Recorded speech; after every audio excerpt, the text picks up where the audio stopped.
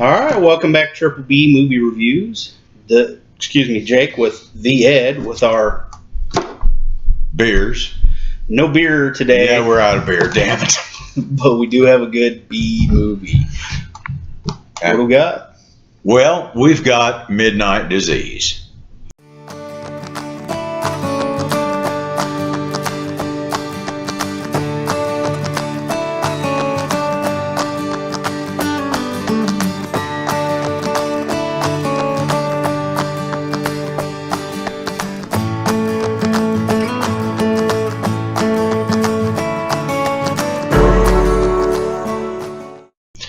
Now, this is one I found one night just cruising around YouTube looking for stuff and came across this.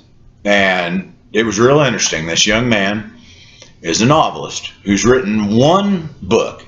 And I guess the book was pretty good. It was gosh, I forget something about nuclear atomic zombie vampires from Mars. Yeah, so anyway, you see him at the beginning of the movie, and he's got writer's block. He just can't come up with anything, and he's to the point which we find out later is called the Midnight Disease. Midnight Disease. So he just can't get anything going. He's just having a terrible time, and you can watch this go on for a while.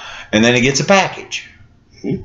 And inside a package is what appears to be a apothecary jar full of blood. Which I found interesting that they just automatically jumped to blood. Yeah. And when I first saw it, I thought wine. No, I thought blood too. This is a horror movie. Damn it. Pay attention. It's true.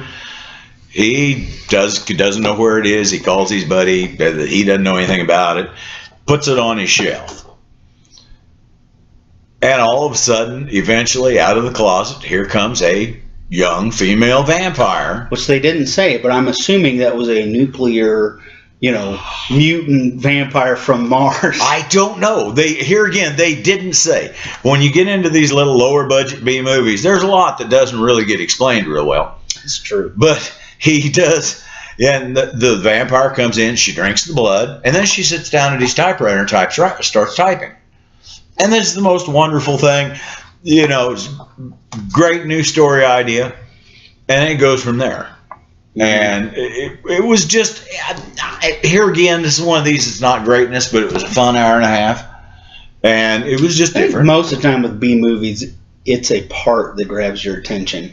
It's either part of the story or character. It's never the whole movie. There's a reason they're B horror movies. Yeah, that's true.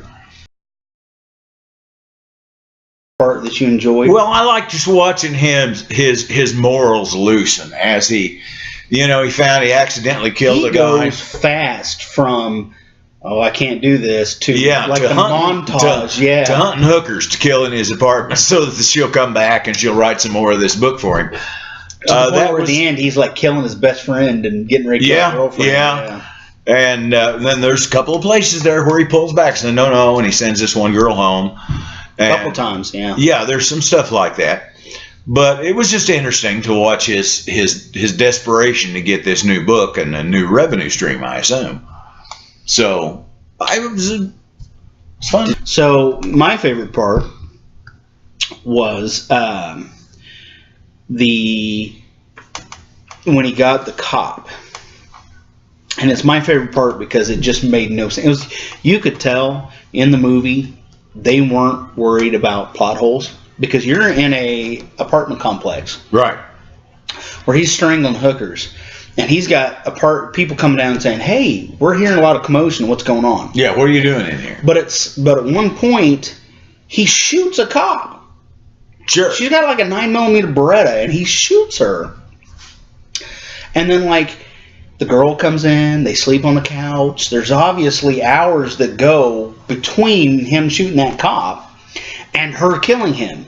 And as she's sitting on the steps as the watcher's coming in and out, with Jack Jones having shot the chick, or the cop, Detective Penny Lane, and Michelle, the girl, his interest, is sitting at the top of the steps.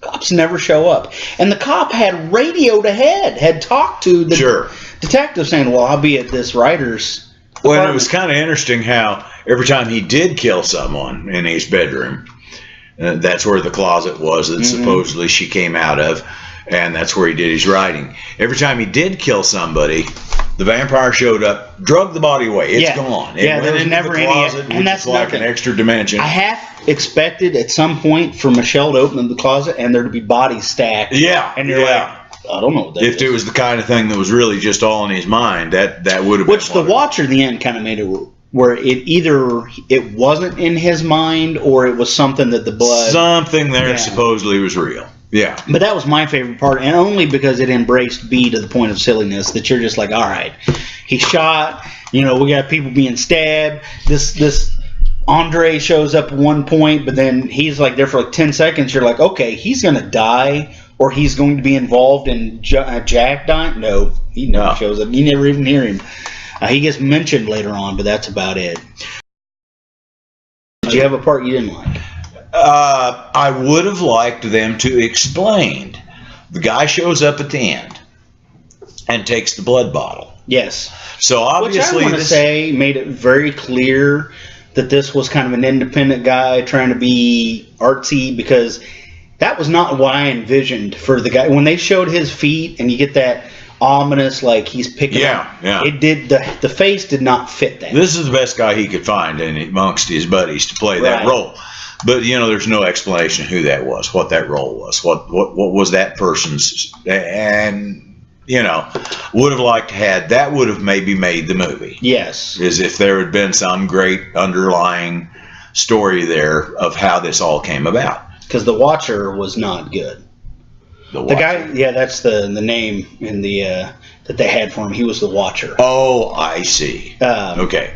So you didn't care for that? Nah. Well, I think it just needed to be more there, more done. Somehow somebody should have stopped him and asked what he was doing there. What's the point? If the hero had been here, said, "Why did you do this to me?" Or if he'd refused to use the blood, and then he showed up at one point and talked to him, or something. Yeah, something to let you know what the point is. I had the feeling of the guy. Have you ever seen The Box with Cameron Diaz and forget the other guys that are playing it? Really recognizable. It was a big deal back in like early 2000s where they gave the man and wife a box, and if they hit the button, they got like $1 million. I have seen an episode of one of the Twilight Zone or something like that, where that was same premise, same story. The guy that gives him the box is missing half his face, and in their movie, they developed that. He was a guy that was taken away by aliens, and these aliens are going to destroy the Earth if they don't have a certain percentage of people not hit the button. Because when you hit the button, somebody dies, and this had that feel. Like, hey, here's the blood, and it'll make you a good writer, but you kill people.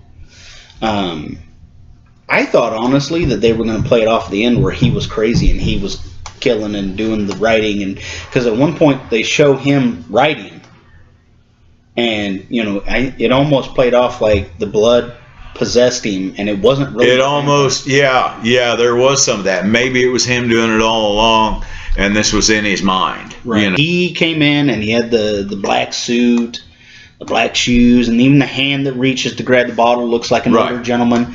Big, tall fella, Yeah, and then he turned around and it looks like the guy off of Red Hot Chili Peppers, the lead singer with long black hair, and he's like, it just didn't do it for me.